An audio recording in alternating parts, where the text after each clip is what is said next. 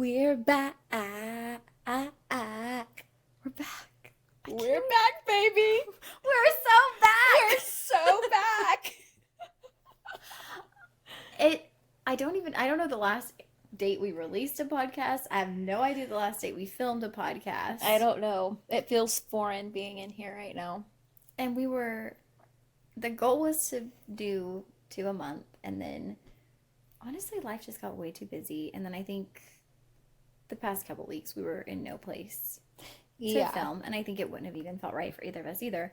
But yeah, y'all, we've been on like a month-long hiatus, but we're not gone. Yeah, and we're not going anywhere. I think now I'm even more fired up. Yeah. We both had, we were feeling worn out. That's why we went to 2 a month. Mm-hmm. And now I'm like, actually, bring it on. I'm revived. Like, let's go. Let's do it. So I took a little break. Oh, I have a surprise. What? And What? So this was my birthday gift from our third non-official member of the podcast for our set. This is not the cutest ever. Don't tell me this is from Casey. It's from Casey. For our couch. Oh my gosh! I've been saving this for so long to show you. I had it hidden behind the couch for whenever Oh we recorded. You guys, it's John 3. Our little holy Bible pillow. Oh. Isn't that the sweetest? Oh. Because when we went to lunch, she was like, I have something for you. And I was like, you don't need to give me anything. And then she's like, no, like, really, you're going to love it. And it was... Oh, I'm so in love. Casey Summers, thank you so much. It's perfect. It's like just what we needed. Here we were waiting on crosses, but I think this is what we needed to have. That's literally what I told Casey. Is I was like, we've been waiting to get crosses, but we wanted them to have meaning. Like, we wanted them to be from, like, road trips or something. Yeah. But now we have our little holy Bible. Oh, this is... Isn't it perfect? Yes. If y'all are listening without watching, it's this adorable little pink holy Bible that pillow. opens up. And it actually has scripture in it. It's so Get to sweet. YouTube right now so you can see it. It's so cute. It's so cute. So cute. It has a little cross on the back. And then Holy Bible King James Version on the spine. So cute. It's so sweet. It's perfect. It's so perfect. I can't even believe this. This is like, we needed this on our couch. So there's our little pillow. Wow, I love the surprise. Thank you so much. I have been holding on to that for so long, waiting for the perfect moment. Okay, sorry guys. That felt right to start that way. Oh, yeah. It was so wonderful. It's so soft. New fresh start. Fresh pillow. Remotivation. Mm-hmm. New fire, new charge. It's one of those things, like, you don't even... You know how people always say you don't have to wait till New Year to have a new start? We don't. I feel like this is like a new, fresh start for the podcast. I think for me, because I was feeling really like bogged down. Me too. And just like, why are we doing this? Like, does it matter? Is it significant? And then like all of the backlash I got to, I was just like, is all of this worth it? Like, is it really worth it? Because if it doesn't go anywhere, and then I'm facing the backlash, like, for what? Right. You know? Right. And I started questioning it. And now I'm like, it's absolutely worth it. Totally worth it. It is 100% worth it, even if we're reaching, what, 20 people? Like, yeah, we're reaching people. I feel like if one thing I say reaches one person, in however many episodes we do, 40, 50, 100, 1,000, I don't know. And we know for a fact that it is like touching people, and it touches me too. It touches you. Well, I also think every guest, like, when people have the opportunity to tell their story, that's also a really nice gift as well. Totally. It's one of my favorite things, is hearing someone else's story. And like, giving them a space to share it. Mm-hmm. Because some people have so much to share. And I think about Jen in particular, when she came on, like, I did not know so many elements of her story. Mm-hmm. And it's just opening up a space for people to share how God has moved in their lives. And so that in itself is worth it. Like, it's so worth it. And I think we needed a reminder of how important our voices really are. Yeah. And I think the past couple of weeks and everything we're going to talk about today reminded me that, like, our voices really do matter. And it is important. And though like social media and stuff and podcasts can seem like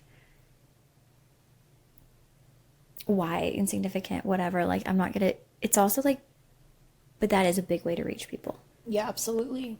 And so we need to keep talking. We need to keep going, keep doing it. Yeah. Especially when, like, just, and we'll get into it, like you said, but, like, just with so many people thinking that they can silence the truth, it's like, okay, well, you just embolden the truth, so Yeah. get ready. Well, I also just feel like if you're going to be really loud, guess what? I might just get a little bit louder. Same. And I don't mean that meanly, but maybe it's time that as Christian conservatives, we don't let it be the silent majority. Maybe Right. the majority should start being louder. Yeah, agreed. You know, we don't. I was messaging with a friend who actually is more leftward leaning, but he had messaged me. His message was so kind. He was like, I was deeply saddened. He's an actor in LA, so he really does talk like that. He was like, I was deeply saddened by Mr. Kirk's death, and I was even more saddened by the reactions from my friends on the far left. And we had this really amazing conversation. I always have amazing conversations with him, but he was like, I like to think that what we see is like a small percentage. I don't know. I would like to think that too, but I'm like, okay, if that's the case, then the majority has to get louder. I just kind of find it hard to believe that a small majority is, like, assassinating people. Like, I that think has he the means people's influence. reactions. I know, that's what I mean. Like, he's saying that he likes to think it's a small majority of people who actually feel that way. Who like celebrated. I'd like to think that too. That's my opinion. Yeah. I mean, and I think it's just I guess I'm just not so sure that's the case. And I mean, I was telling you when I've been doing my research. Y'all, I've turned into Alexis with my spreadsheets and stuff. But I'm much more amateur, so it's really just a Google Doc with like two columns of information. Start somewhere. But in my research, I was so disappointed because I really I've been trying to debunk some things from Charlie Kirk.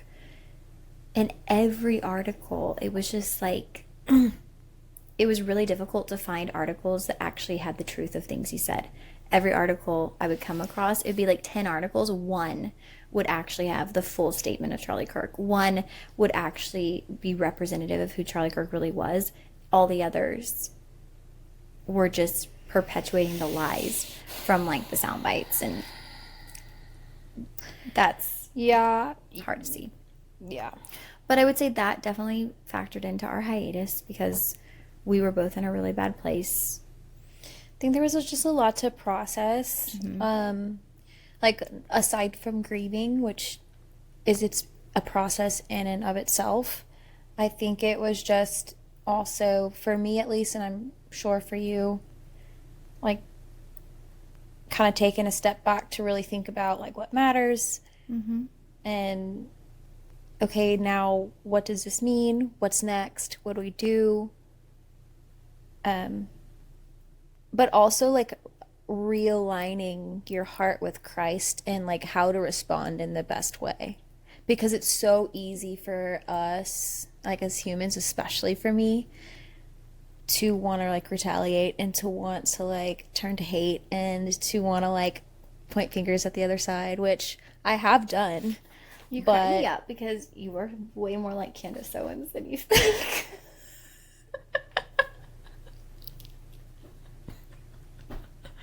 She was literally saying on our podcast she had to go to confession. I heard that. Because I watched that. Like, this is sounding like you right now. She's like, I had to go to confession because I get so angry. And revenge is my first thought. I did see that.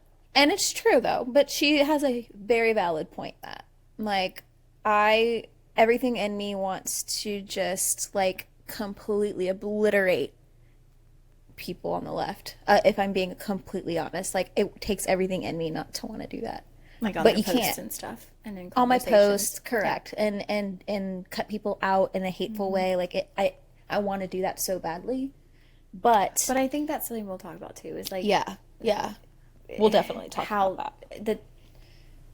I know there was a post I think I sent you about sometimes it being okay to take the space. Mm-hmm.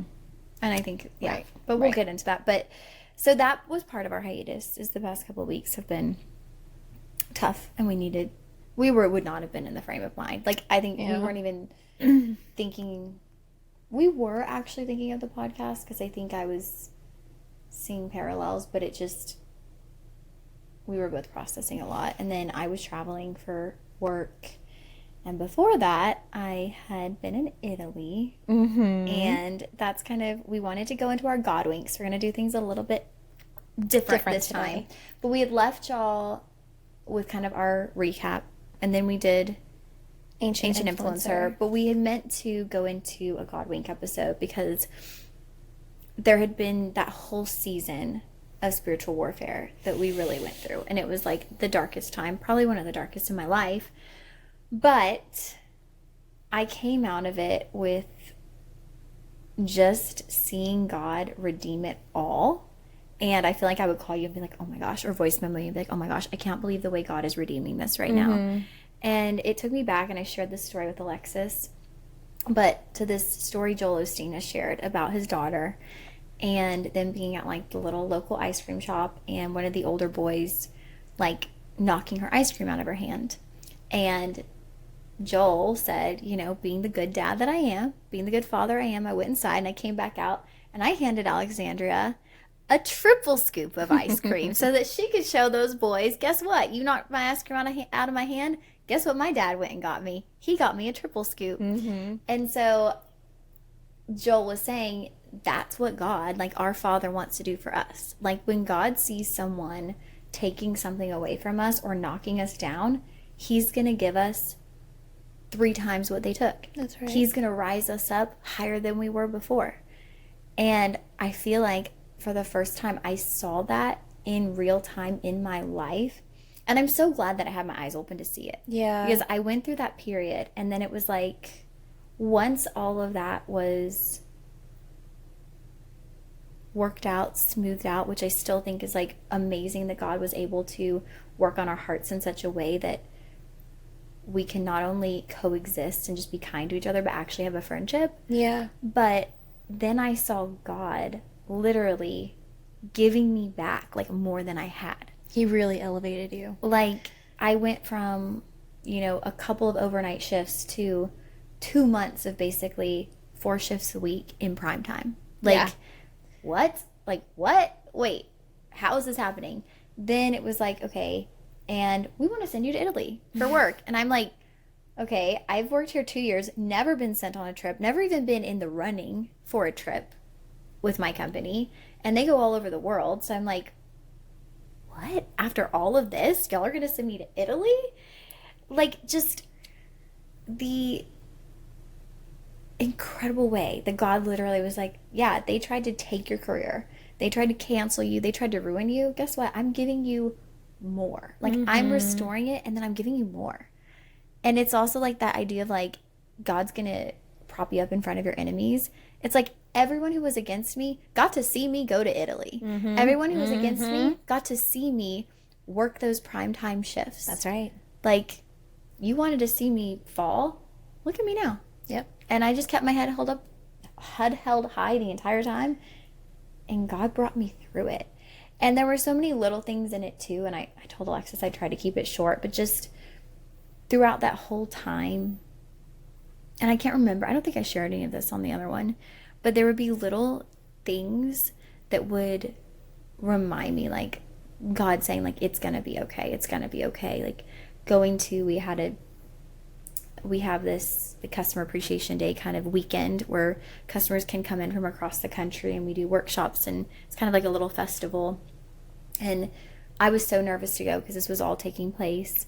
And I was like, oh my goodness. I kept thinking like, oh yes, I was like, someone's going to like, I was imagining like PETA, like someone's going to like pour paint on me or like something crazy. I don't know. And I just remember one of the first conversations I had with one of our viewers. And this is the same week that this all like happened. It was that Friday and everything happened on Tuesday.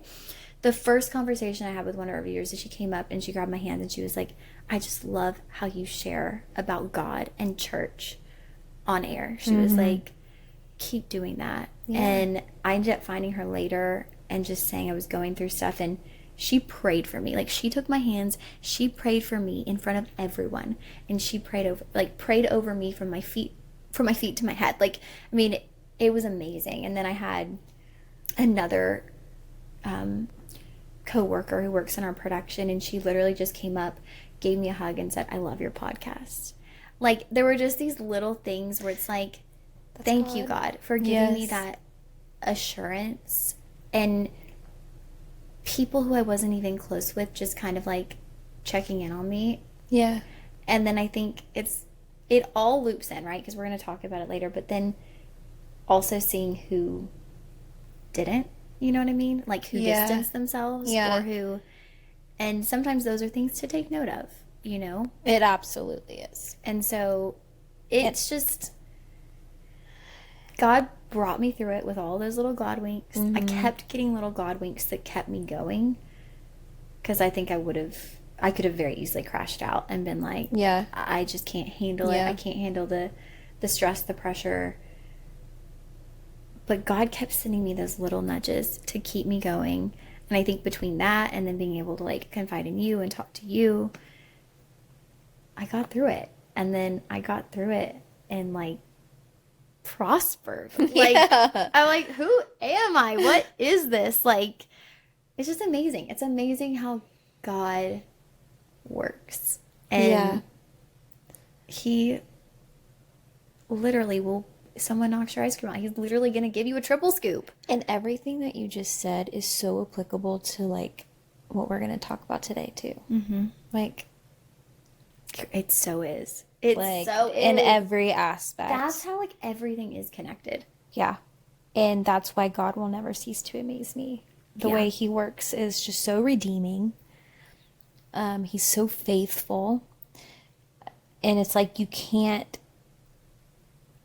it's like whenever you are feeling like a little doubt or just like defeated or like he's not there, he's not watching, it's like you have to bank these moments and pull them back out to remember like how faithful he really is, because he's gonna see you through it and he's gonna pull you through it, to remember how good God is, how he moves.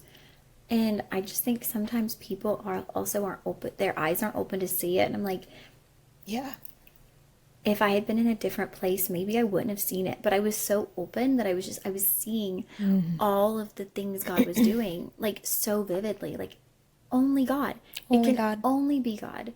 Like, in the natural world of humans, like after that month, there's no way I would. Well, especially in the world we live in today, where like we've talked about, like cancel culture is huge in our society, and just like especially the line of work that you're in, like it's so easy for people to have that, for that to have, it could have caught fire so much more than it did, and like been such a bigger thing.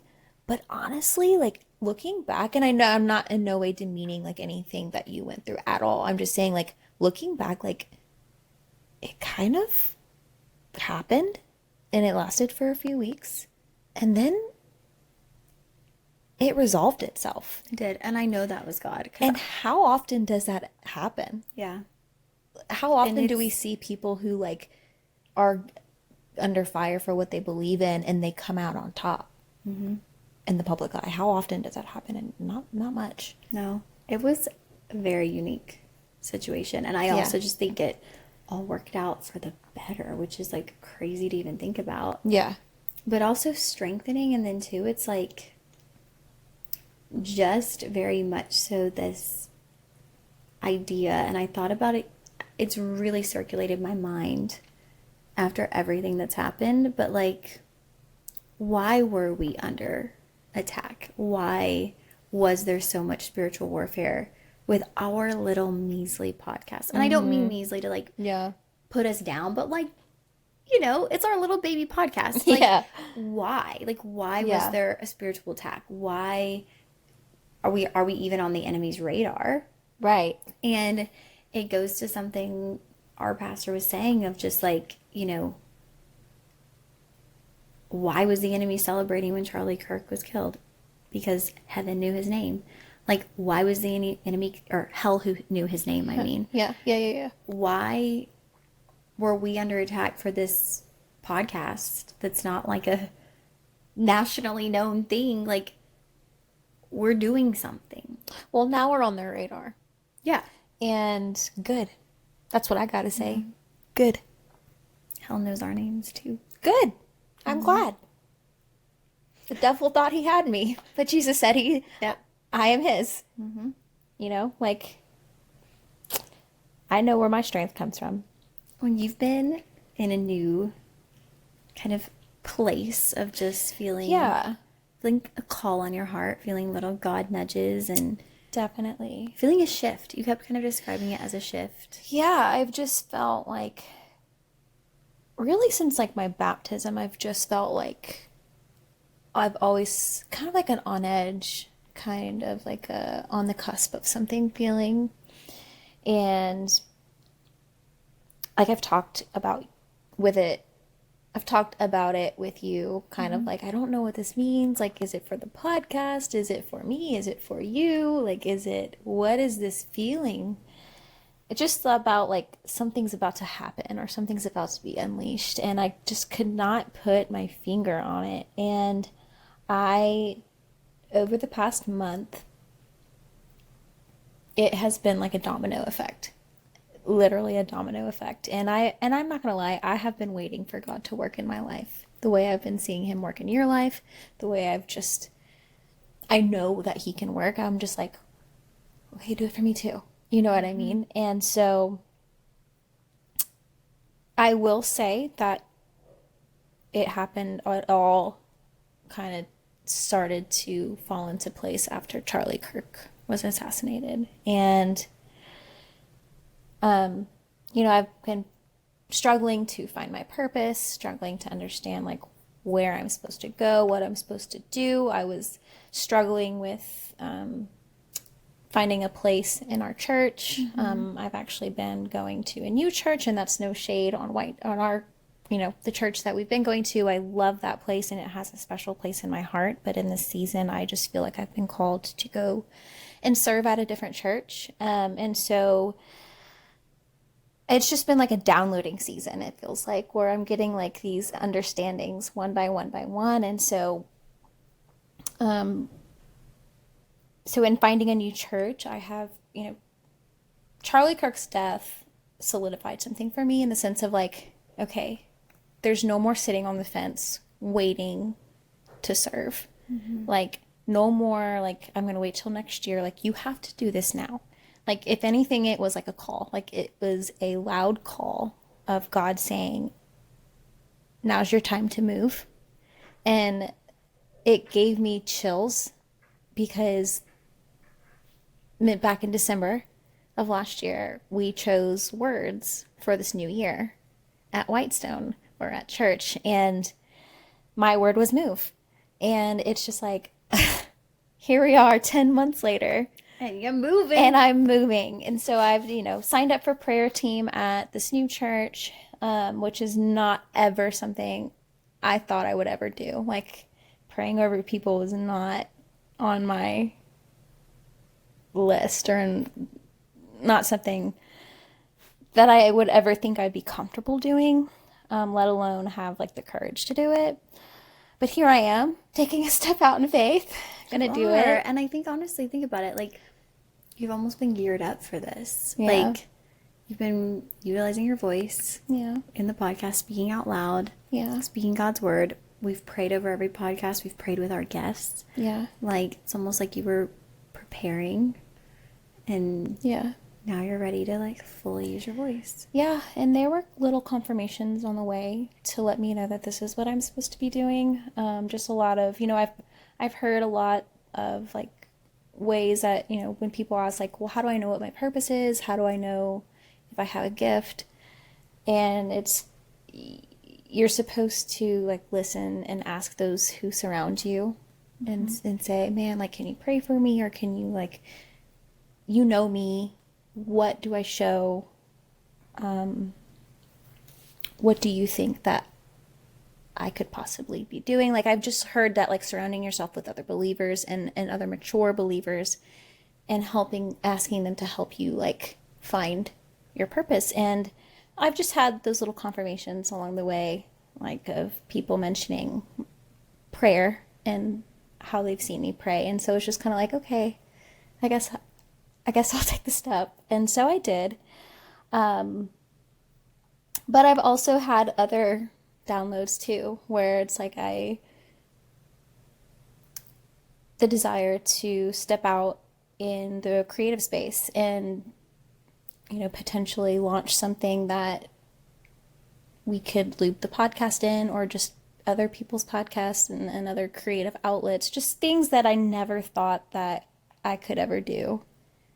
And then all of a sudden get this like incredible creative urge and just like da-da-da-da-da. And it just happens, of course with some help, but Yes. But you've shared it with me and I'm like, oh my goodness, like I see your vision and I think it's amazing. And I just don't think that I would have had that naturally. I'm a creative person, but I don't think that I would have had like that kind of confidence to step forward and take the step in doing it if it wasn't for God in the way that he's working right now, and not just our lives, and just it really is a global thing, I think. yeah. Really an activation of Without a warriors doubt. for Christ. And I really just, my hope and prayer is that we just don't lose steam. Yeah. Like I hope it's not one of those things that just like right now everyone's so on fire and then it Right. just fizzles out. Right. Like I it feel kind the of same becomes way. like, But you know what? That shift that I've been feeling, like I told you this, I really think that this was it.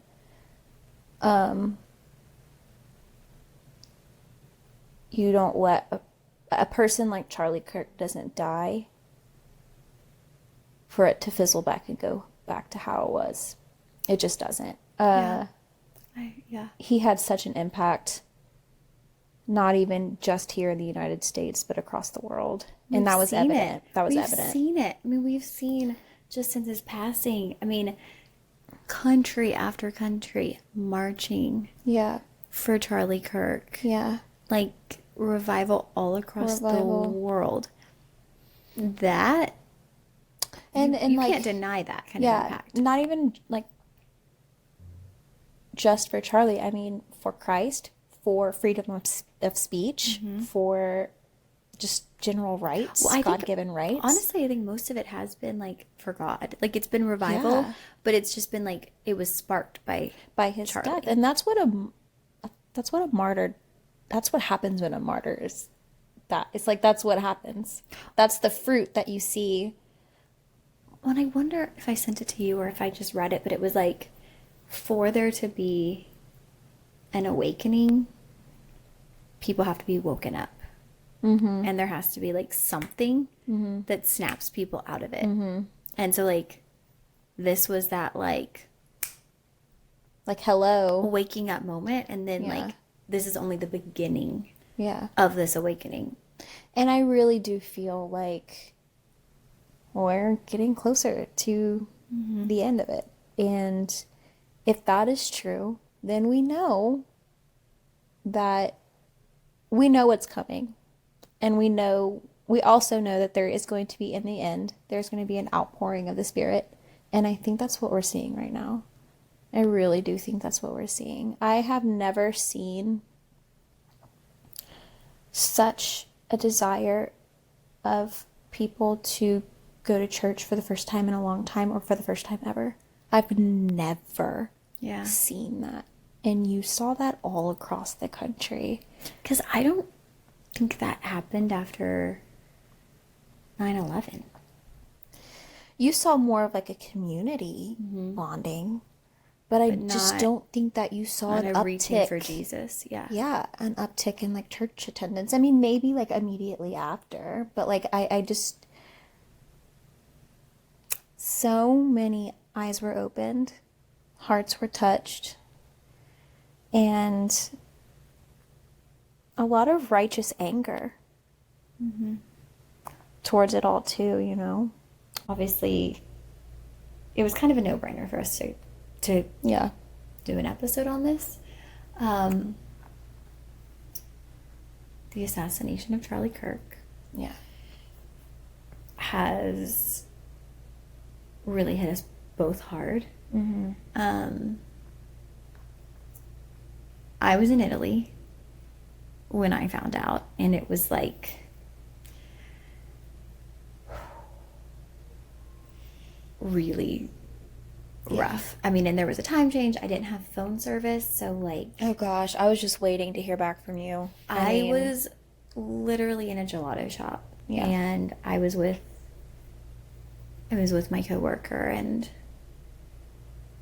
he thinks differently than us, and he saw it, and he said Charlie Kirk was shot, and kind of like chuckled, and I lost it, and I didn't know to the degree at that point. Those were the only words he said. I did not know to the degree. Now, this particular person, I feel like, had made a lot of slights at me over the course of the trip, just like my faith, my beliefs, whatever, bringing up, you know, all of the stuff that had gone down at work. It's like, that statement, though, sent me over the edge. I was just like, no. And so I was like, let's go. I got up. It was like 10 o'clock at night. I'm walking to the Airbnb, silence. I'm not saying anything. We get inside. My phone connects to the Wi-Fi. First thing I see is like the video. And like, as soon as you see the video, you're like, you know the outcome. Yeah. As soon as I saw it, I knew the outcome, because I wish I never saw that. I did not and have not yet seen. I hope to God it never comes across my feed. I have not seen the close-up. I've only saw the one from far away, and I really just hope I never have to see it. No one, someone had written about this, like, none of us as human beings, like, we were not made emotionally, mentally to see something like that. And it was widespread all over social media, and so many of us saw it. And not just to see it, but then to just like move on, as if like a scroll. Like, that's not what we're meant to be saying. How can you possibly? And I literally just like, and I'm not trying to sound dramatic, but I literally fell to the floor. Like, I sat on the floor and bawled my eyes out. Yeah.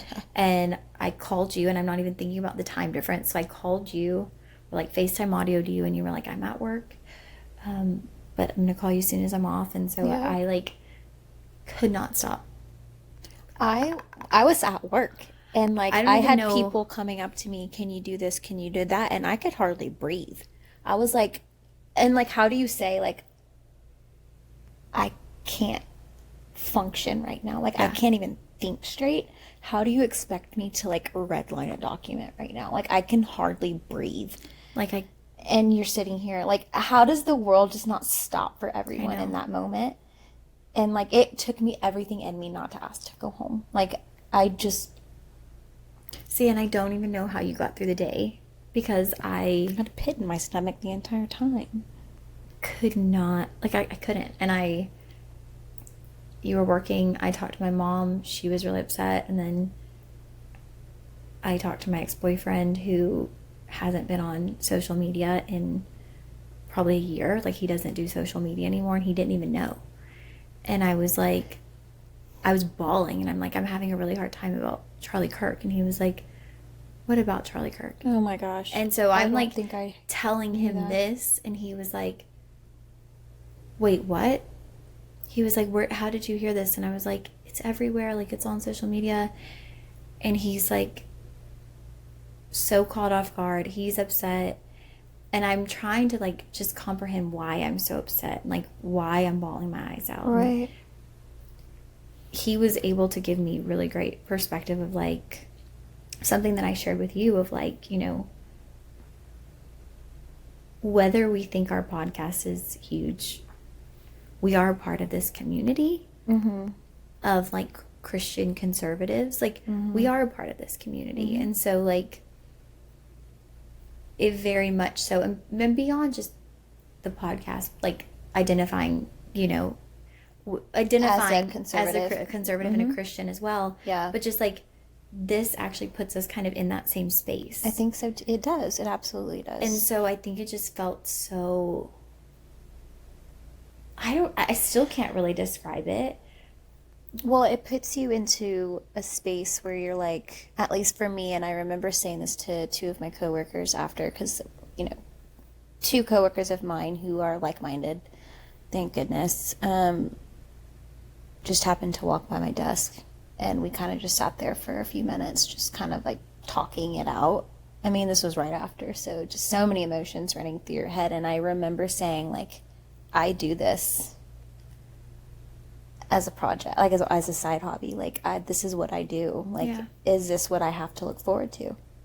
Like, I remember saying that, and like, not to be dramatic, but like, not that I think we have targets on our back, No. but like, if we're entering this space of public facing, standing on our values and being bold and strong and loud about it, just like Charlie was,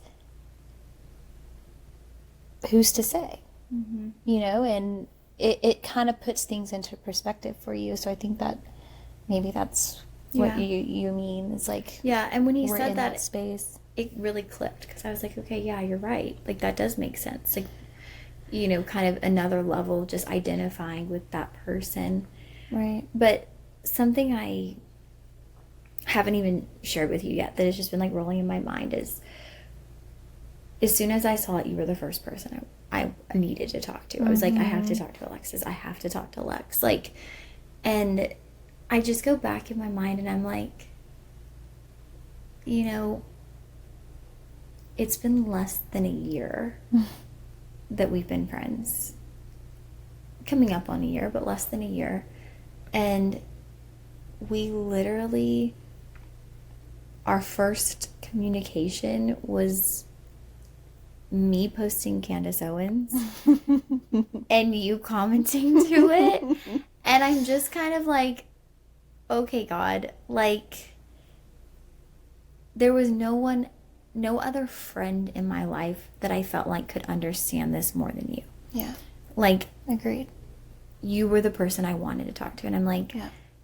I was so mad that you were in Italy. I was like, I mean, I texted you right away. Yeah. And I was like, did you hear about Charlie Kirk? And I was just like dying to leave work so I could call you back. I know.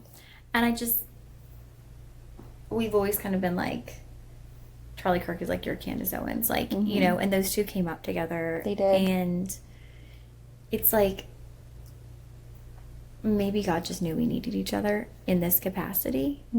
Because I don't know how I would have gotten through the past few weeks, because I don't know who else I would have talked to.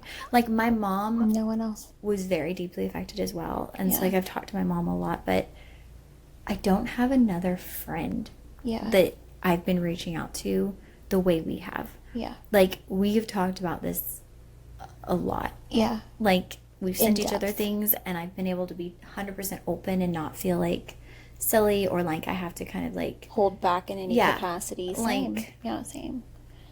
I don't either. My dad is probably the equivalent to your mom, in that, and like, I called him after I called you. And he was obviously really upset too. But you really are the only person. I mean, we've both had people in our lives, Right. like other friends that we were able to talk about it with, or just say like, wow, oh my gosh, I can't believe this. But like, you and I have had so many in-depth conversations about this, and I'm so glad. Yeah. And not only that, but like, we've gone through so much together already. We have. And battled things together. It's like, I'm glad that for this battle as well, Yeah. we And had each other. I just can't help but think like God knew. Like, he Yeah. knew. Because where would we have been? Like, Yeah. I think I probably would still be really depressed and like spiraling without having that person. And it's like, I think I honestly would be more angry. I think I would be holding on to a lot more anger if I didn't have someone that was also Christ-oriented and Christ-centered to bounce these emotions off of and to share them with. I would have resorted more to like anger and not violence, but The old Alexis. Yeah, not her, not her. You need to go to confession, girl. I'm Yeah, just kidding. me and Candace showing up at the same time. But Oh. yeah, no, I truly believe that God knew Oh, for the sure. times that were gonna Because come. I'm just thinking, like, I mean, if this had all happened a year ago, we wouldn't even really know each other, Yeah. and we'd be in such a different place. Like, it's, Well, and just like having been on this journey together with the podcast and like being in the political space, being in the Christian space, being in the conservative space, even like coming under the attacks and coming under the attack, like we have our own experience with it too. And so I think that's another layer to why we were so deeply moved by it, is because we're living it too. And yeah. the way Charlie was ultimately silenced, it's just like, while we don't have death threats or attempts on our life, there have been attempts to silence us. Yeah. And ultimately, I think that's kind of like the bottom line is the enemy tried to silence one of the most powerful voices in our time. And he just doesn't realize, now he does, what he unleashed and what he's unlocked. Yeah. So, joke's on you, sir. No, you've just, what do they keep saying? You've just woken up like thousands of Charlies or millions of Charlies. No, honestly. Feel. Charlie, like you said,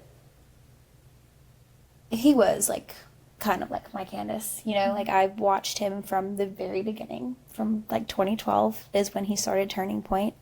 That's when I started college. That's when I started to really take like my stance on conservatism really seriously. Which is actually wild, because I think most people go to college and Get more liberal. become liberals. Never once for a second have been No, liberal me in my neither. life, except Not for maybe for one a stint, day. and that was emotionally charged. But I did not. So back in 2012, like looking forward, I just would never have thought like how big Charlie's legacy would have been. And you know, we call it a legacy now because of his death, but his death has shined light on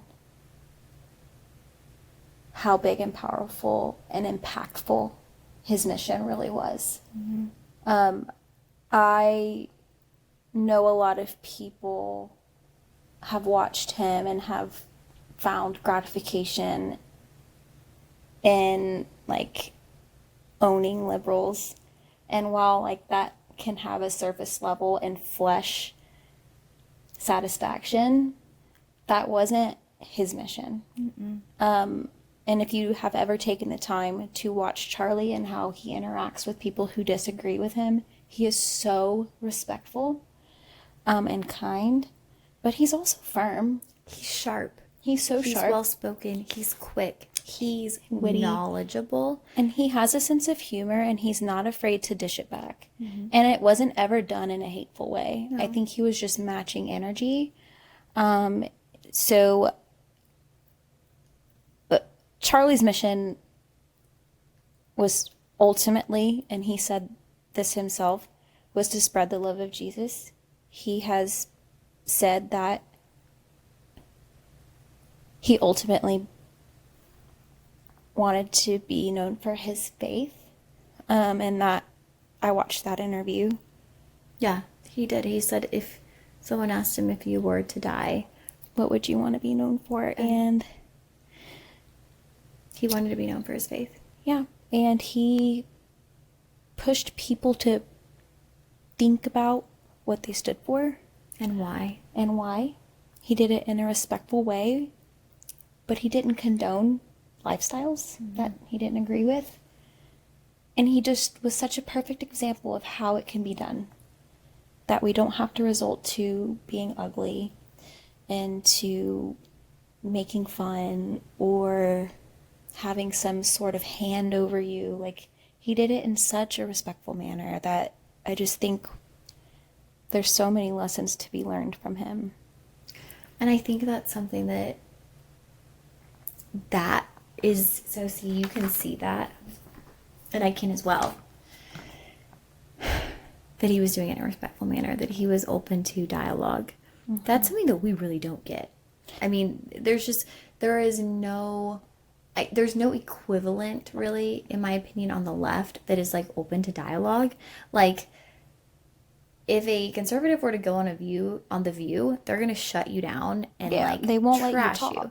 I mean, there's no equivalent. And, like, correct me, anyone out there, if I'm wrong, if you can find an equivalent on the left that is open to dialogue and open to hearing opposing views, and then coming back to those views and combating them while not yelling, not screaming, not being mean, but yes, sometimes being sharp, sometimes being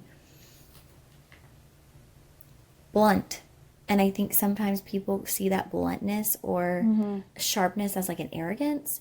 It wasn't an arrogance. It's confidence. It was confidence. He knew exactly what he was talking about. It was having so much knowledge, being so prepared, knowing what to say, knowing the Bible. A lot of things he said pointed back to the Bible, knowing the Constitution.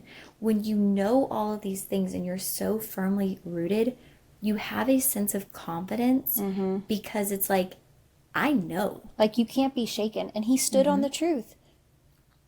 And his foundation was Christ. His foundation was the Bible and biblical principles. And there are so many videos out there of him explaining this. There's one in particular that I have in mind. Maybe if I can find it, I'll link it in the description or something. But, and you said something that's just not a dialogue. Open dialogue is not something that we see very often. And that reminds me of a quote by Voltaire. And it has been requoted by several other people, including JFK, which I find to be extremely ironic. And the quote is, "I disapprove of what you say, but I will defend to the death your right to say it." And I have lived by that since high school, since I first discovered this quote. I have lived by that. You don't have to agree with what someone says in order to treat them with respect, but also to stand up for their rights, for what we believe in this country. Like, the number one right in the Bill of Rights is freedom of speech. Number one. And Charlie was killed over that. JFK was killed over that. Ultimately, like their words are what got them shot. And I mean, I don't know. Abraham Lincoln. Yeah. Fighting for freedom and justice. Shot. And it's like, in those instances, it's so easy to believe that the enemy won because they took out a good soldier or a good person, and that's just not true. No. And we're all seeing that now. We 100% are. And I think we haven't lived in a time where we've experienced anything like we haven't experienced an assassination.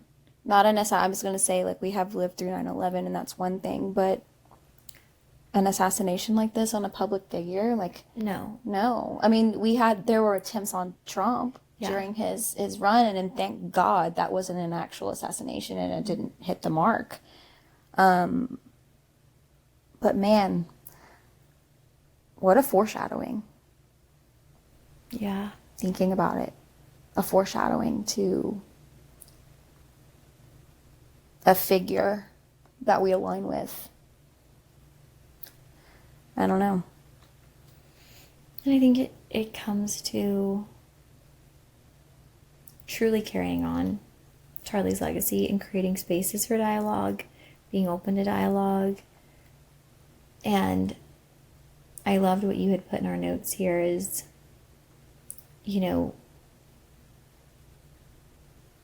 I think it's been really, I think everyone's seen it, but not just remembering Charlie as a conservative, but foremost remembering him as a Christian. Yeah. And he can be both. Yeah. And, we talked about this before recording, like, it is biblical to care about politics. Like, it is biblical to be involved in politics. And so I feel like he got some pushback of just like, well, you know, how can you Like be a intertwine Christian. these two? Yeah. But it's like, actually, we are supposed to care about politics. Like, we Yeah. are supposed to be involved in politics. Like, And I want to say something, and this is, I'm not even like afraid of ruffling feathers anymore, so I am going to say this. If you are someone on the left and you are struggling to understand how people like Charlie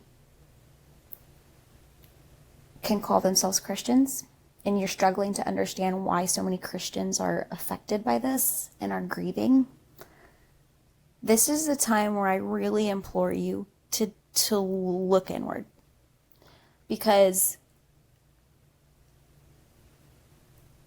and you mean someone on the left who identifies as a Christian? correct, if you are a left-leaning Christian, particularly I'm going to use the term progressive Christian, I want you to check the fruit of Charlie's life.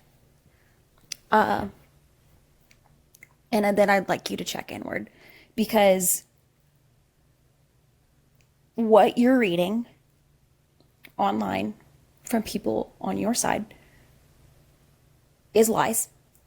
It's not the full truth, and it's a trap for you to fall into to maintain a seed of division in your heart.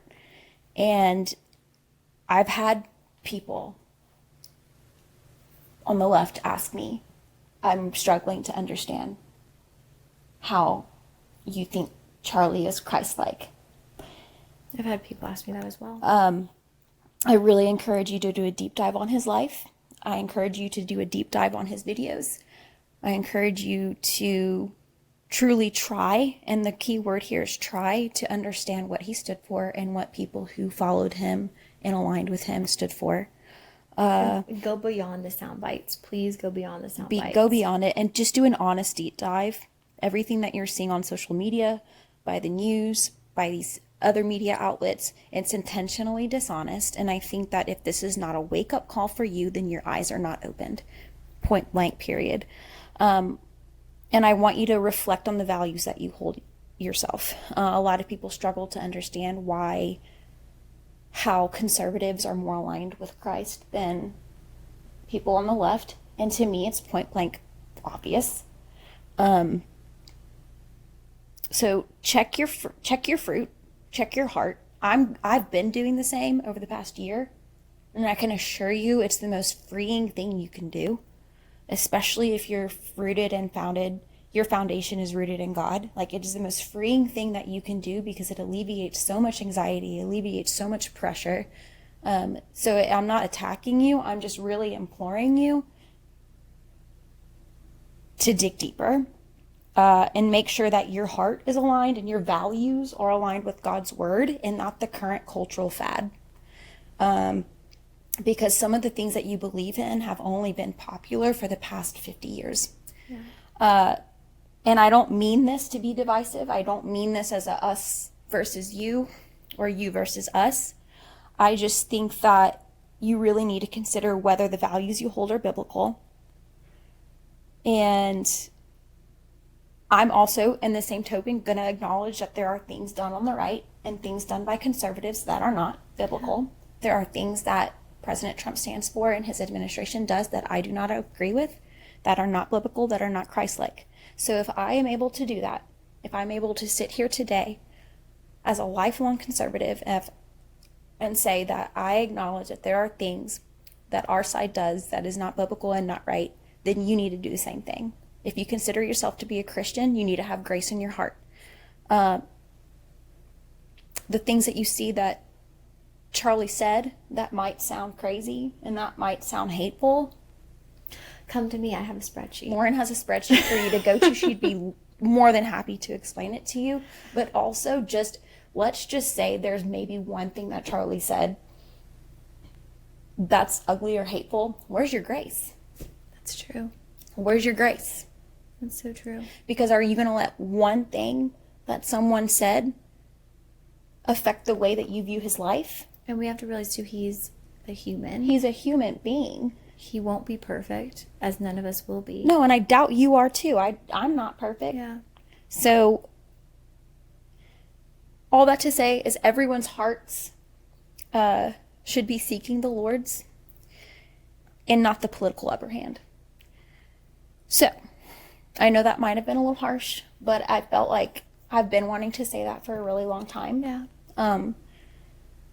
But I think we've just come to the point where, I mean, you and I talking before we even started recording, it's like, how? And I've had this conversation with so many people. It's like, how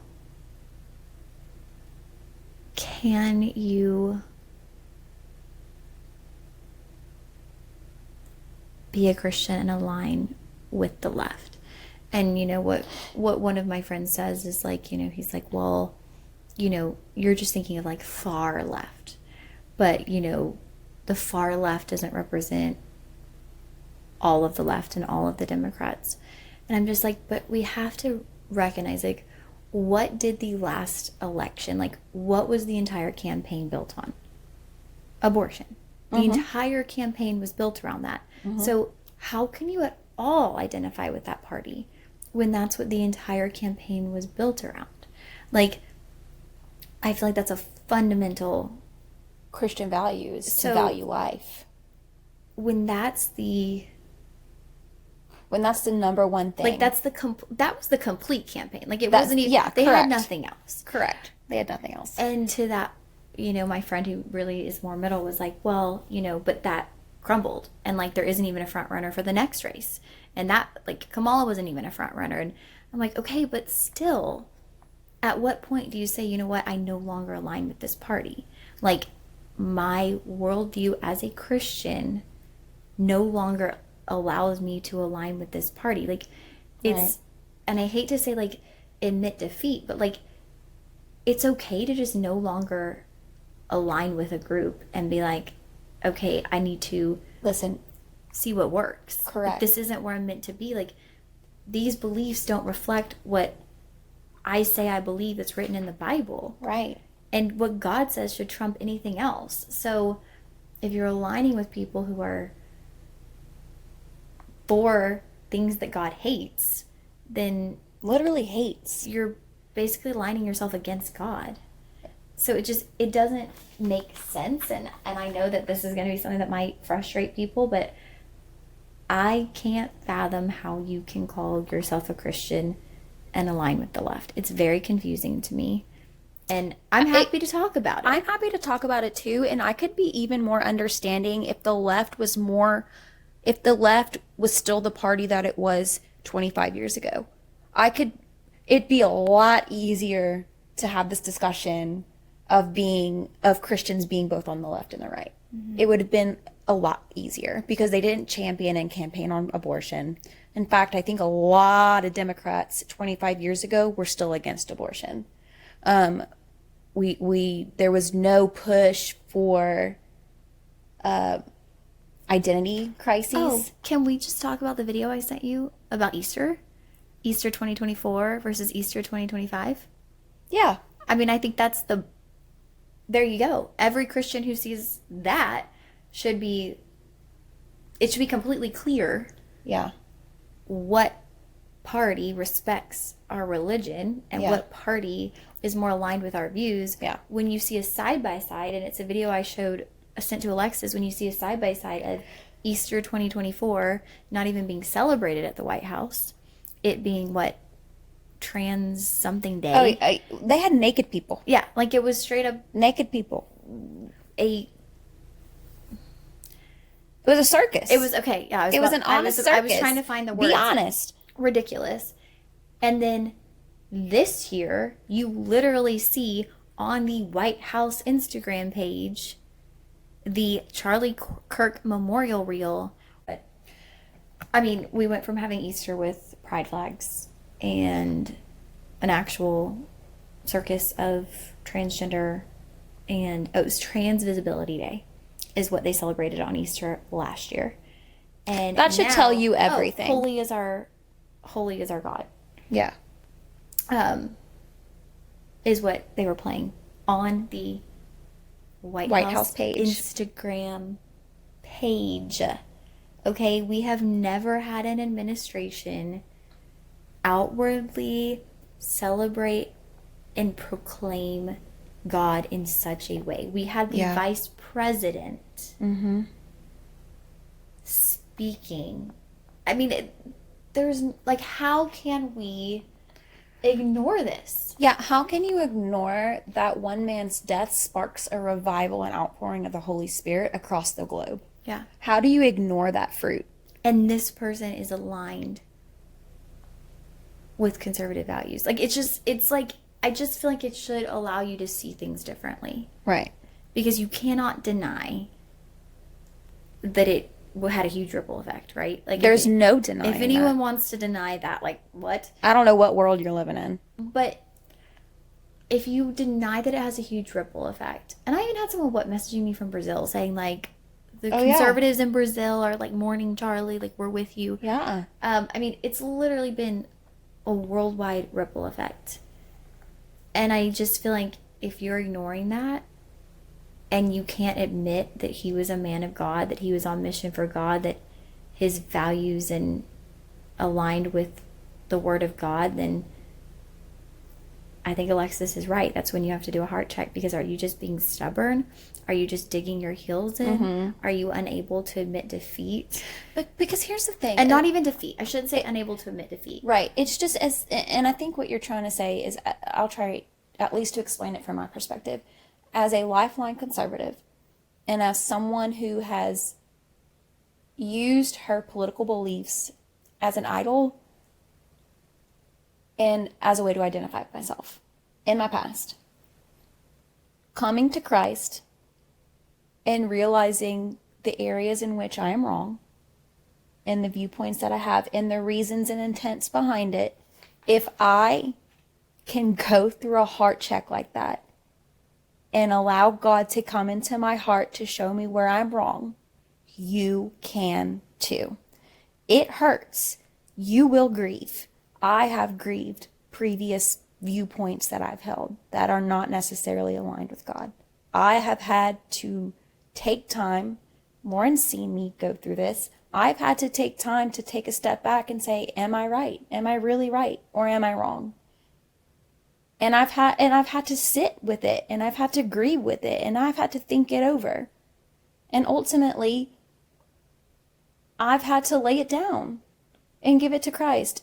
And I can just assure you, you will feel so much better if you do that. You will feel so much more solidified in what you believe in Christ when you do that. And I just, if I can do it, you can do it. Yeah.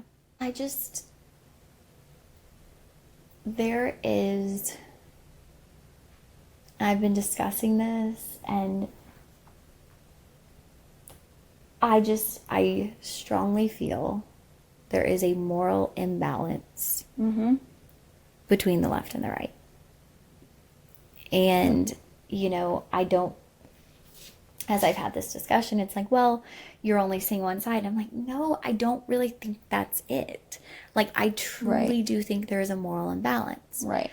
Because, okay, say you weren't someone who was celebrating the death of Charlie Kirk. Say you're left-leaning, you weren't someone outwardly celebrating, but you've found yourself saying, well, I'm conflicted over the death of Charlie Kirk. Or I don't know how I feel about it. I'm sorry. No. There is no being conflicted over the death of someone else. So you're telling me that you can watch a video of someone getting shot in the neck and you're conflicted with blood splaying everywhere and say, oh yeah, I don't know how I feel about that. What do you mean? Yeah. What do you mean? Like, where is your humanity? There is no, for me, if, let's say Joe Biden, Obama, Kamala, let's say this had happened to them, I would be mortified. I have never aligned with any of them. No. But there would not be a single part of me that would say, I'm just conflicted. I don't know. I don't know how I feel. I'm conflicted. No, I would recognize this is horrific. someone Yeah. has been assassinated, has been murdered, a child of God. Like, it just, to me, it's not something that you have to think twice about. Yeah, It should just be a natural reaction of, this is devastating. Like, right. whether you agreed with them or not. And so I really can't back down from this idea of, like, there is an imbalance. Yeah, and I really even would go to the lengths of saying that if you even have to say, well, I didn't agree with him, but this is still who cares? You don't have to agree with someone to be mortified and upset about their death, and especially when it was a public execution like it was. I mean, call it as you see it. It's a public execution of a public figure. You don't have to agree with the person. If you With saw his what you wife saw, present, his children present, like, and so like this is where there's no need to think it over. there's I no don't need to think it over, and but this is where I think we can tie in like who you surround yourself with at a really close inner level matters. And I've had to do some cleansing in that sense. I've had to remove myself. I'm not going to say that I've had to remove people because I don't want to use that terminology. I've had to remove myself from tables that no longer serve me Yeah. and that no longer align with my own beliefs. I had to remove myself from a group chat that I've been part of for 2 years straight with people that I really genuinely care about, because their first reaction the day of Charlie's death was, man, that bigot really got what he was asking for. And I had to sit there and think to myself, if you only knew that my beliefs aligned 99.99% with Charlie Kirk's, and I got shot because of something I said on my podcast, would you be saying the same thing about me? Right. But And not also, even that. If you only knew the truth, though, because if Right. it's such a world of, like, sound bites, and It's such a sadistic world, And, like, because this person thrives in chaos. Okay? Like, it's almost as if there are no morals in this person's life. So it's just like, I have no room for you in my life. I can care for you and I can love you, but from afar. yeah. You no longer have access to my inner circle. Well, and I think that's something that I noticed through all of this too. Like, I told you I was with my coworker when I found out, and to me it was just an instant, like, The mask comes off. If that's your reaction, like Alexa said, it's not that I can't love you from afar, and I've struggled with this, and I've told you, like, I know we're called to love everyone, and I do want to be a light in people's lives, and I want to pull them to Jesus, but also at what point do I have to protect my heart and my energy? Yes. Because being around that can be very draining. And you also need to choose to surround yourself with people who fill you up with the Word of God, and who We're uplifting. encourage you. And I think that's really important. I think it's more important now than ever, because we are in such a time of, like, really high spiritual warfare. And so if you allow yourself to become depleted by people who just exude negative energy, and to me, if someone could chuckle or celebrate or Justify laugh somehow. or make a comment of Charlie Kirk's passing, to me that's evil. Like, that's evil. Yep. Yeah. And don't let yourself get worn down by those people to the point that then when the spiritual warfare comes, You stumble. you're so worn down because you've been letting people who are negative, who have this presence, deplete you, that then you don't even know how to combat that spiritual Amen. warfare. Amen. You have to protect yourself so that you're strong. Right. And I found myself leaning into these friendships that were very much in my peripheral. Right. I found myself having deep, deep conversations with people that I don't talk to on a regular basis. Right. That are not in my, like, immediate circle. Those were the people I was gravitating towards, because I was seeing what they were posting. I was seeing that they were also mourning. I was seeing that they were aligned with God. And it was like, that's who I wanted to lean into. Yeah. Those are the conversations I wanted to have. Those are the people I want to surround myself with. And I found myself being like, okay, I'm taking a little inventory of like, who is in my life and like, who am I wanting to lean into right now? It's like, right. I want to lean into people of God. Like, that's what I want to lean into. And I just found myself. And true people of God who are not going to let their pride get in the way of acknowledging that a man of God was just assassinated in front of the world's eyes. Yeah. And that's, period. It's a tough thing in your mind to come to terms with, of like, okay, I might need to distance myself, but I think there is a line. I think there is a line when it comes to being a Christian and loving, where it's like putting the oxygen mask on first. Like, and we've talked about that before. You have to guard your heart, and that's not just in relationships. Like, that's in life. Like, guard your heart. And I've just found it to be a time like this that has been so refreshing, because I've been, and that sounds crazy to say, it's been refreshing in the sense that I've found myself connecting and bonding with people that I really wasn't close to before. Right. And we've bonded over the most important things. Yeah. And that's our biblical beliefs. Yeah. And like our trust in God, our faith in God. When you see someone who's also rattled by this, you know why. Like, right.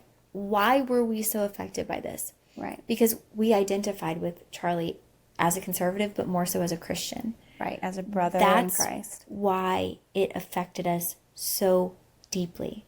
It affected us so deeply, and I made a video literally the next day, because it all just kind of like you talk about download, it all just came to me. Like, it's like, I have to get this out, because I couldn't make sense of it, and part of me felt ridiculous. I was like, why am I crying? Why am I bawling? Why can't I keep it together? Like, part of me felt ridiculous. And then I realized, like, this is an attack on one human being.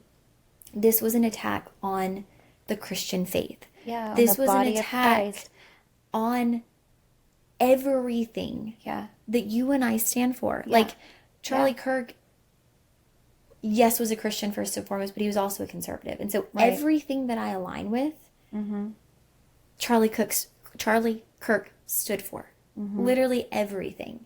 So how can I not internalize that? How can we not take that personally when it's like, I align with that?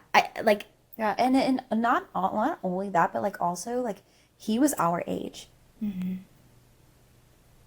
Like, between you and me, he was 31. Literally right there.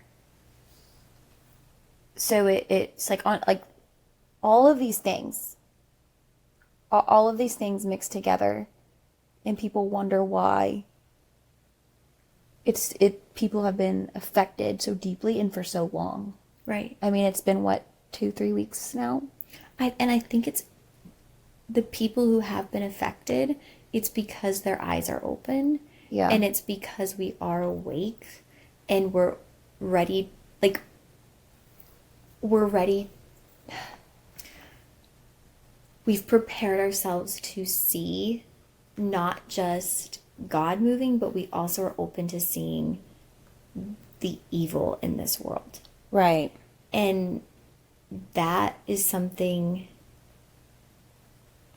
and to reference how Candace Owens explains it, and I don't know if she came up with this or someone else did, but just basically taking the red pill of conservatism, yes, taking the black pill, where you literally see all of the evil that is in this world and have no hope. And I imagine, being in the world of politics, that black pill probably affects you pretty deeply, because you probably see a whole nother level of evil that we only scratch the surface of. Right. And then you take the white pill, and that's when your eyes are open to God, and suddenly it's like, okay, there is all this evil, but I know it's going to be okay because of God. Like, because at the end of the day, like, this is a blink of the eye. This is a flash in time. Like, we'll spend eternity in heaven. Yeah. But that doesn't mean you haven't taken that black pill and you don't see all the evil. So like we are open to seeing the evil. Yeah. And even the thing about the witchcraft and like the spell, and you know, those people who did that article, Jezebel, like they probably thought they did. I think they were being funny. Wait, I don't think I know about You haven't this. heard this? I don't think so. Okay, Megyn Kelly covered this story. So when she was in Arizona and she spoke with Erica Kirk, the online magazine Jezebel, 2 weeks prior to Charlie's assassination, posted an article. They hired a witch on Etsy to cast a spell on Charlie Kirk. And they said something like they wanted the white supremacist with a bad haircut to just wake up with a zit every day. Like they wanted to make his life difficult. And they were making it jokey like that. Well, here's the thing though, is people like that don't understand that it's not a joke. Right. That it's very much a real thing. So true. That spiritual warfare isn't a joke. That a witch casting a spell can be a real thing, because there are actual witches and demons. Like that is a real thing. That is real. And so while this was to them a joke, that witch probably didn't take it as a joke. So yeah, Erica Kirk they both found out about this. Erica Kirk in particular was really bothered by it, was really shaken up by it. And so the two of them went and they saw a Catholic priest who did something. And this was the day before they went to Utah that they visited the Catholic priest. Oh my gosh. And so it's having your eyes open to both. Because you can't only see God working and the God winks and the good, but having your eyes open to the fact that there is evil at play. Yeah. Wow. I did not know that. Yeah. That's good. It's no joke. And I personally have people in my life who think that stuff is a joke, and like who have made comments about getting charms from Etsy or something like that. And I'm just like, it's not. No. That's nothing to play around with. And I actually real. think we should do an episode about that. We should. We definitely should. I can't believe you didn't know that. I thought you knew that. No, I had no idea. I thought that was like very main. I had actually an old coworker from my old job. She literally sent me the Megyn Kelly link and was like, "Can you watch the first story?" Because she was like rattled. She was like terrified. She was like, "How can people do this on Etsy?" Like I'm scared. It's true, and honestly, like I should probably not be on TikTok, but I do believe that like the more good you put into it, like if you're doing, we fight evil with good, but TikTok is a hot spot for that stuff. Oh, when you see the little like videos that are like, if you... Oh yeah. It's a hot spot. I see those reels sometimes. Like, oh, I do too, and I have gotten caught up in it. Listen to this audio or do this thing, then like... Or not just that, but it's people who want to do readings for you, or who want to like this like astro projection and like let me do your chart. Like that's all a way for young kids to get sucked into this. That's intentional. Like there are actual witches and warlocks on this app doing that with intention, with a mission, and we don't realize it. And we are not opening our eyes to reality. I think that should be something that we do soon. It's October. Oh, yeah, maybe we talk about it. But I think it is important to understand what the next step is. How do we react? What does this mean? And how we really channel like the power of God. Yeah. I feel like, and I've shared with you, it's really just watching so many of Charlie's videos. Like, watching clips of him and Erica, watching him on his own, just watching the way he lived his life, it's made me realize what's important. Yeah. It's made me want to look at areas that I need to make changes, things that I struggle with, areas I need to fix, and also just like, what do I really want for my life? You know, because I don't really think it's chasing after the career. I don't really think it's like the things I think. It's like, actually, I think what I really want for my life is to settle down. What I really want for my life is to be a mom. Like, what I really want for my life is to chase after Jesus. And like, you look at them together and just like the power in that, in like being on that journey together, it's just, it's changed what I want. It's completely changed what I want. And that means changing the way I'm doing things. And that's not easy. Yeah, especially when you work so hard. Yeah.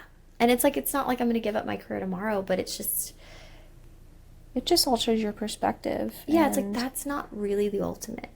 Right. And I could... And I'm sure it's going to help us, like, down the road. I could hang that up tomorrow, I feel like, and be happy now. And like, yeah, and well, I maybe was just going to say, like it probably alleviates a lot of, like, anxiety and stress about our futures. Like, yeah, you know, like, the things that we try to control, our career and such. Yeah. Just, you know. And also, something I saw, a graphic, Tiffany had actually posted this graphic, and it was like a body laying and then kind of a spirit coming up, and it was like every ounce of people pleasing leaving my body. Yeah. Like the day Charlie Kirk was assassinated, it's like absolutely done. Absolutely we done. are done. We're Like, done with that. And actually, ironically, the solo episode I recorded that we haven't put out yet is on people pleasing. And I don't even think I told you that I changed the topic. Well, maybe this month we release one episode every week. I don't know. Maybe we might get a bonus Tuesday episode. Yeah. We're just on fire. Yeah. But with, like, yeah, I'm done. I am so done people pleasing. Yeah. And I had found myself right before Italy falling a little bit back into that, just feeling kind of some of the, like, feelings I had a year ago, going through some stuff, and I'd fallen a little bit back into, like, that cycle of people pleasing. And then it's like, nope, absolutely not. I no longer have any desire to people please. I only care to please God. Yeah. If me being on fire for Jesus, if me being bold and vocal in my beliefs,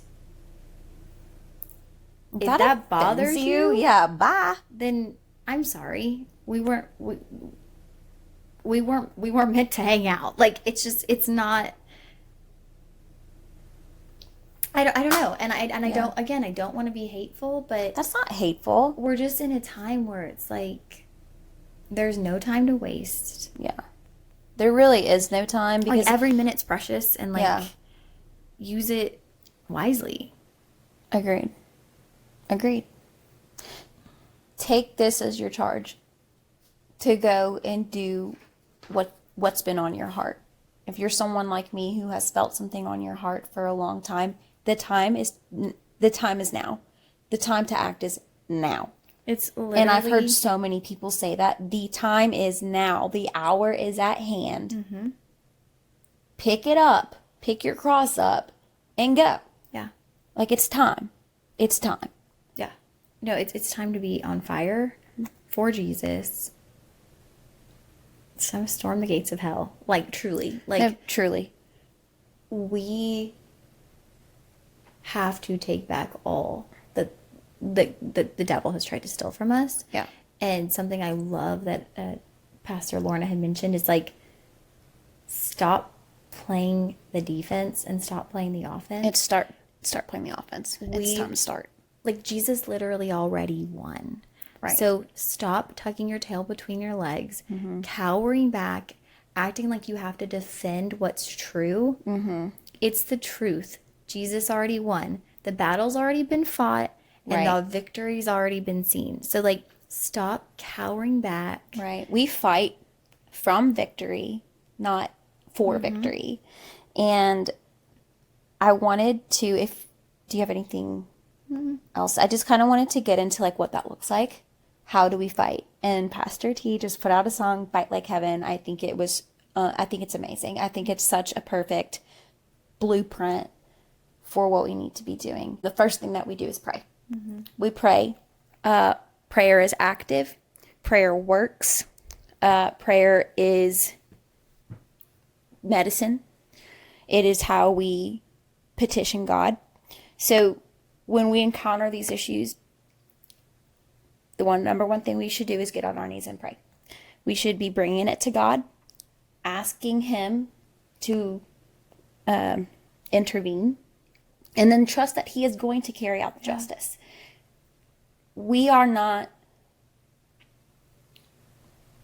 the ultimate judge. That is God's job. So, as His people, bring it to Him and let Him take care. He saw it. He willed it. He planned it. Let Him do His job and let Him intervene, because there will be justice. And I think we'll see it. I personally believe that we will see it in our lifetime. Number one. Two, this is where I wanted to kind of like hammer in a little bit. This is not, again, us versus them. This is not an opportunity to hop on the hate bus. This is not an opportunity to hop and sow division. That's not what we're supposed to be doing. And here. when we say, I think it's important to mention, when we say distancing ourselves from certain people, that's not like we hate them. We talk bad about them. No, we put them it's down. not. That's not. It's not like we're being mean or hateful to people. No. There's a difference between, and we've said this before, there's a difference between being mean and being bold. That's what we said before. Being but this bold is like, and firm. There's a difference between being mean and being protective of you, your values, your heart. Like, I think it goes back, Lex, into people pleasing. Yeah. I think it goes into that line and that battle we have with ourselves is, okay, as Christians, we're called to love. So, like, how can we be? Like, there's that fine line, and it's really hard. It's a very fine line, but it has to be drawn. And it's so hard, but that is why Christians do it. But that's why we tuck our tail between our legs. Read your Bible and pray to have that discernment on where that line is, when it's okay to stand up for evil. Yeah. Because, like, we have to remember that the evil is Satan and his legions and his whole tribe. It's not the individual. The individual has the opportunity to gain salvation. The individual is a child of God. The individual has the opportunity to receive mercy and grace and love. That's so, like, where human. I struggle, and I guess I think, because then I'm like, okay, I find myself distancing, and I still pray for people. Like, Lord, I pray that you will reveal yourselves to them in such a way that, like, they can't deny you and they see you. But yet I'm still distancing. I'm still choosing to distance myself from these people, from certain people. But like, we have to love them. Yes, but loving someone loving someone does not have to be direct.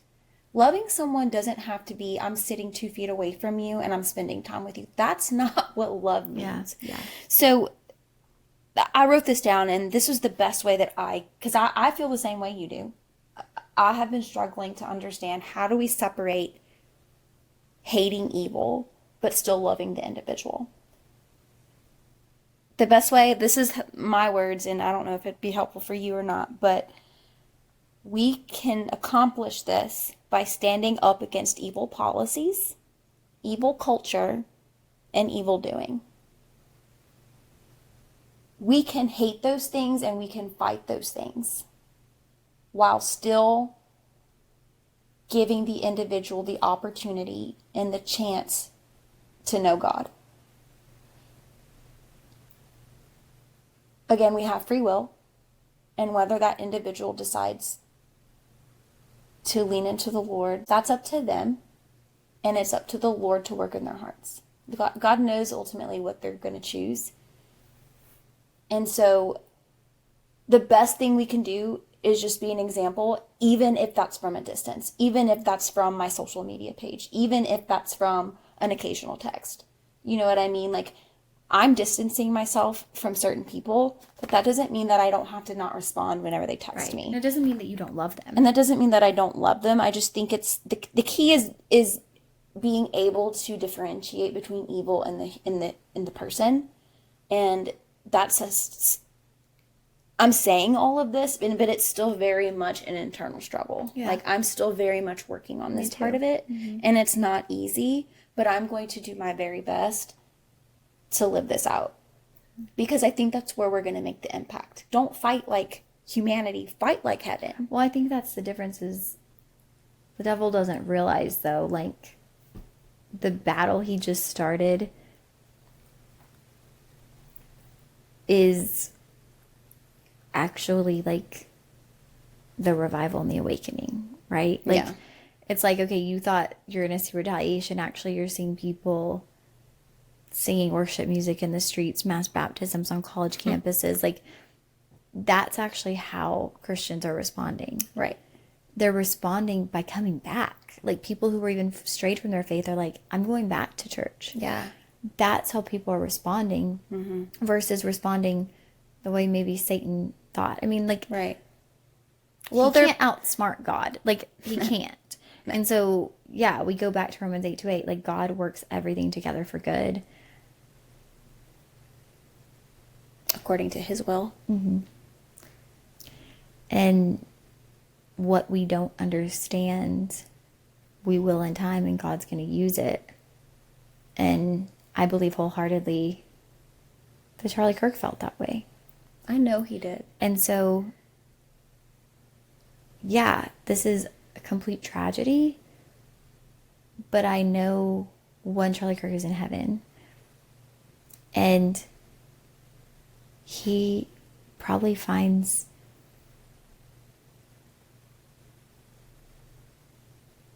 he knows this is all being used for good. Like, yeah, I think he finds solace in that. Yeah, and like, I think he would be. Man, Charlie's out there celebrating. Like, right, exactly. Like, I think he would be. He's rooting us on. It's like, my life being gone means all of these people are coming back home. Yeah.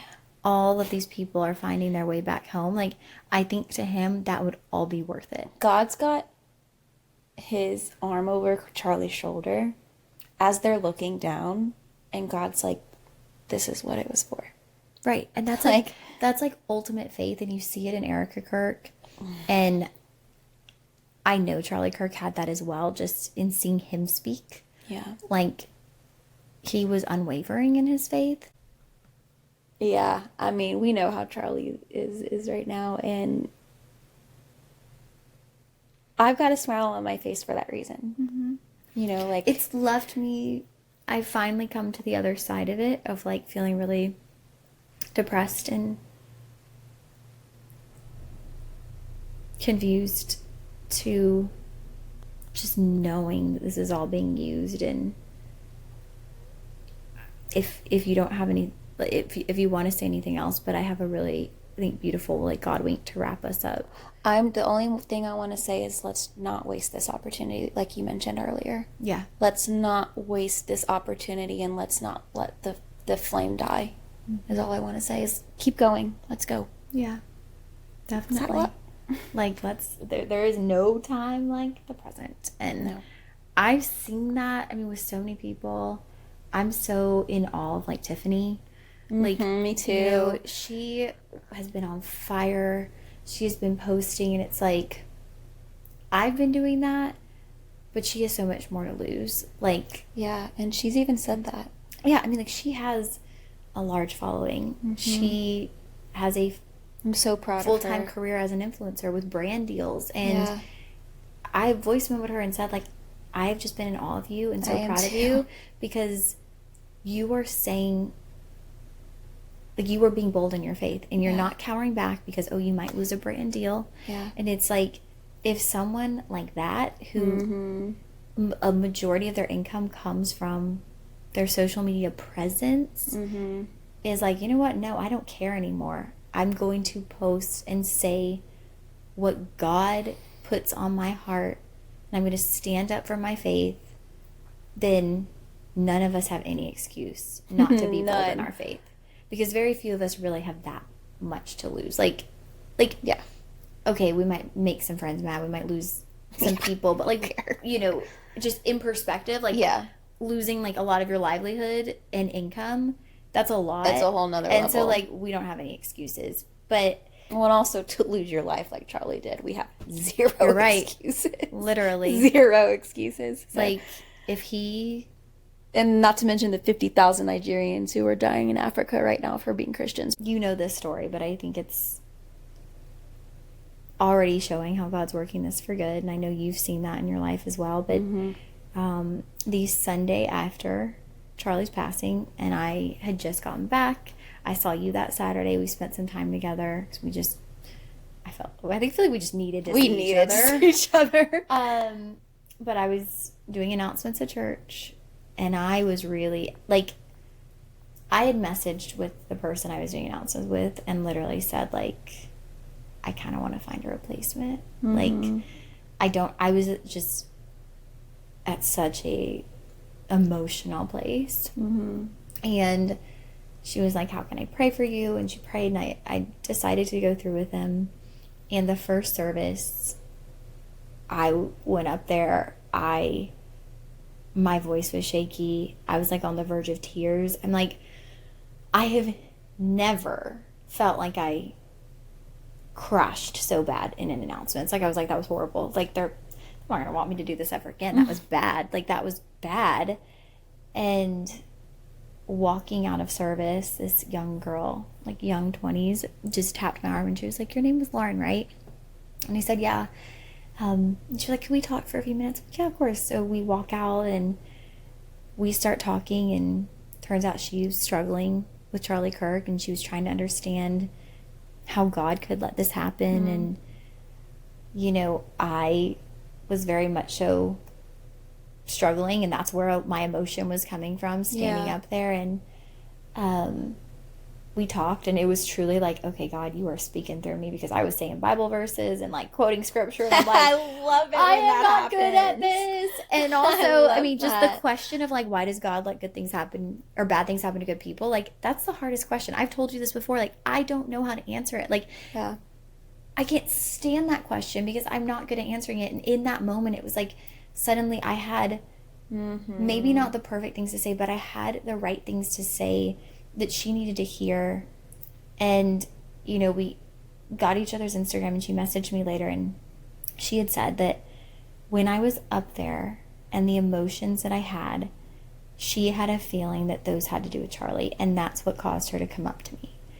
And it's like, wow, God literally took me saying, oh my gosh, it was horrible, like my imperfection, and me like beating myself up, like me thinking, oh, that was a horrible announcement. He took that and like used that for someone to see me as approachable, as like someone they could talk to, someone they could relate to. God used that. And it's like, be vulnerable, be open, share those things, because just because other people might not be showing it, but it doesn't mean they're not feeling it. Yeah, I would say grieve openly. I think I have felt so much relief when I've posted certain things. And there was one thing I had written out, like a paragraph, just about how I was feeling. And this was probably a week after. And I'm like, I'm still in the midst of it. And I don't know how to reconcile that.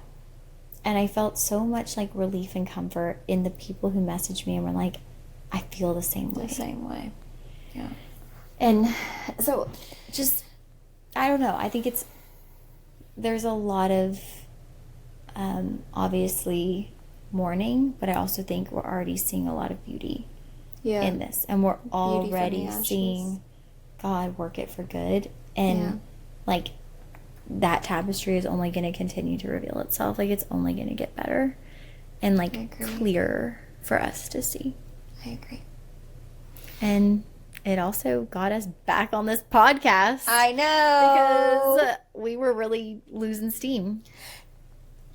I'm talking to the devil right now. Listen here. You ain't taking big us back. You ain't taking us out. Yeah. You thought we're back. We're better than ever. Psych. We're on fire.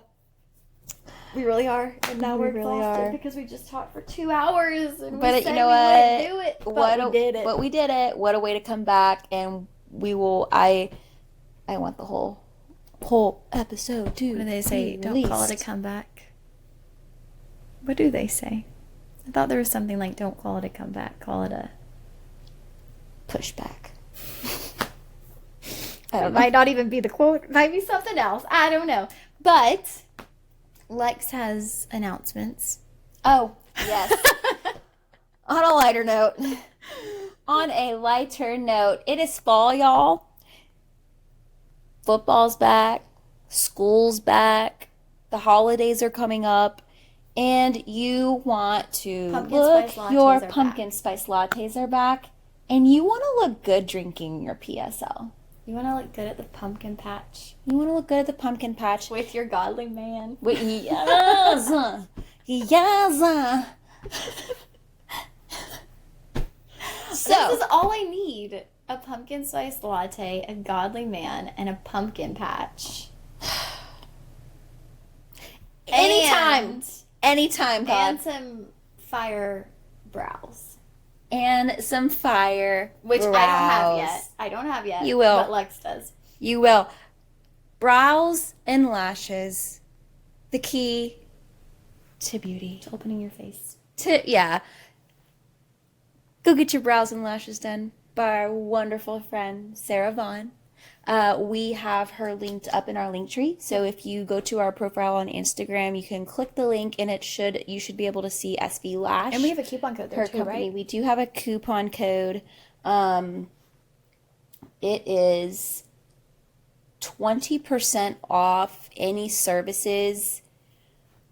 First-time services? First-time services, and it's just one, but it is 20% off if you mention the That's What He Said podcast, either in the notes when you book the appointment or at the appointment. There's no really code that you can enter, but if you mention the podcast to her, she will apply that 20% off. So yeah, take advantage of that. Look good for fall. Look good for your man at that pumpkin patch while you're drinking your pretty little PSL. And just like sit in your prettiness. I don't know. We got high hopes for fall. We have high hopes for fall. But anyways, guys, thank you so much for tuning in. I know it was a long episode, but hopefully you gained a lot. Hopefully you were able to relate. Hopefully you were able to release some feelings or just feel And firm. even if you couldn't relate, hopefully you maybe could see a different side of things from people that you know and trust and love. And Yeah. you know. And look, everything that was said during this episode is from love. Tough love to some. But it's not, there's no ill intention behind it. I think we've learned lessons in the past of reassuring that. And I also would just like to go ahead and say that God loves everyone. God's grace is for everyone.